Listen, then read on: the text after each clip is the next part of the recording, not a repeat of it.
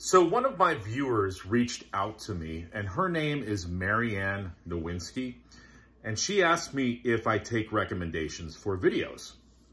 So I said, sure. So, a couple minutes later, she writes back that she also follows a channel called The Dark Stuff, and I'll leave a link below. His name is Dave. And I guess a few days back, he had an idea for a video called My Musical DNA. So I did not think of this. As I said, Marianne suggested that I do it.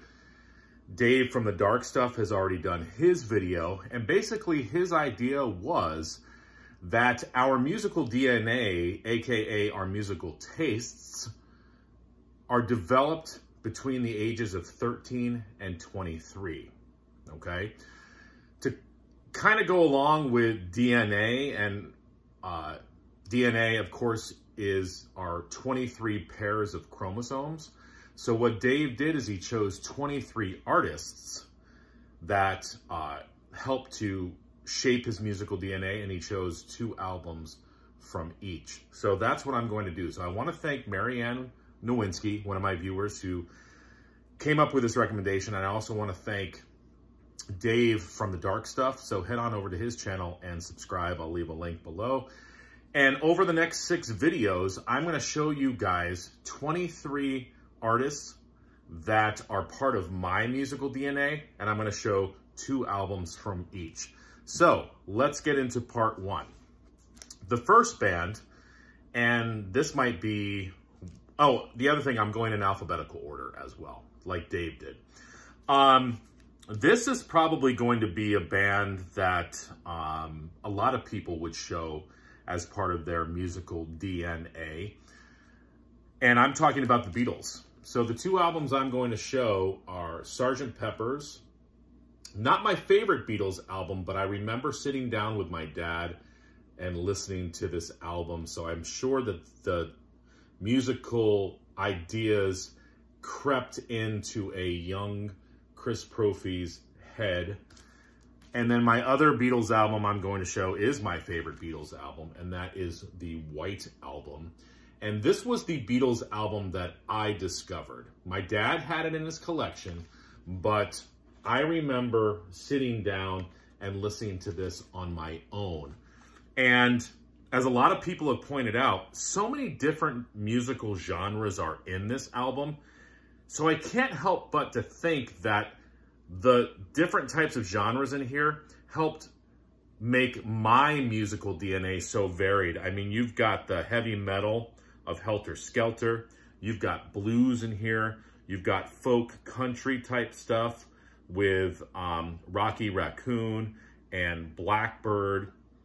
You've got beautiful melodies like I Will and Julia, some hard rocking tunes like Back in the USSR, psychedelic stuff like Glass Onion, sort of avant-garde, out there stuff like Revolution 9. So it's all over the place.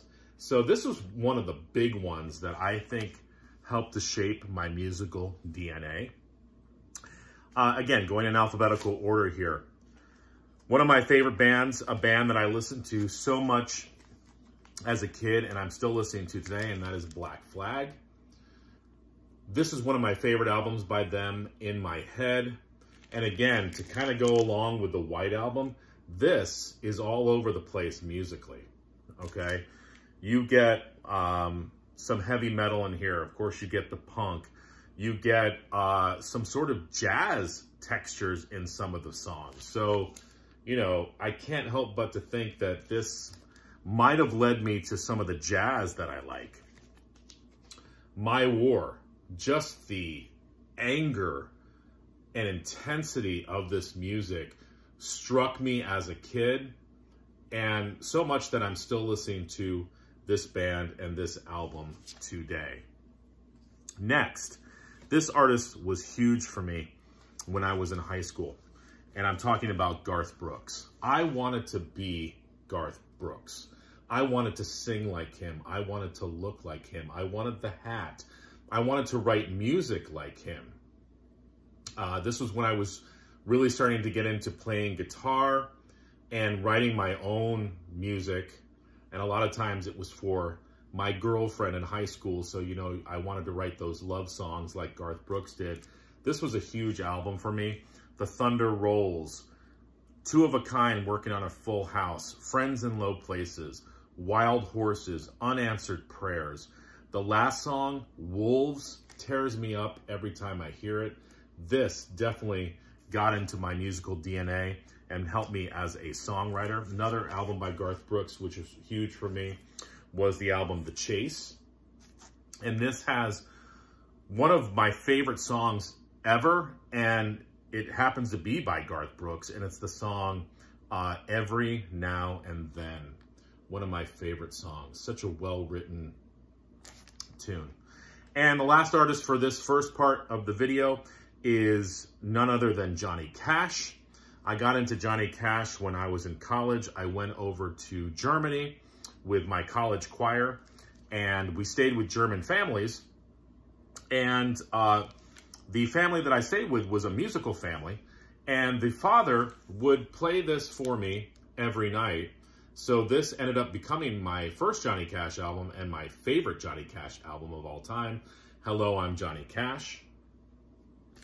And then, you know, I went headfirst into Johnny Cash, and this album helped that for me. This is, of course, the first of the American Recordings albums, and this is my favorite.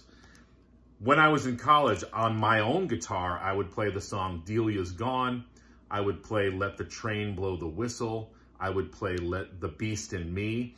I identify with the song The Beast in Me. That song is about me. I know Johnny Cash sang it, but that song is about me.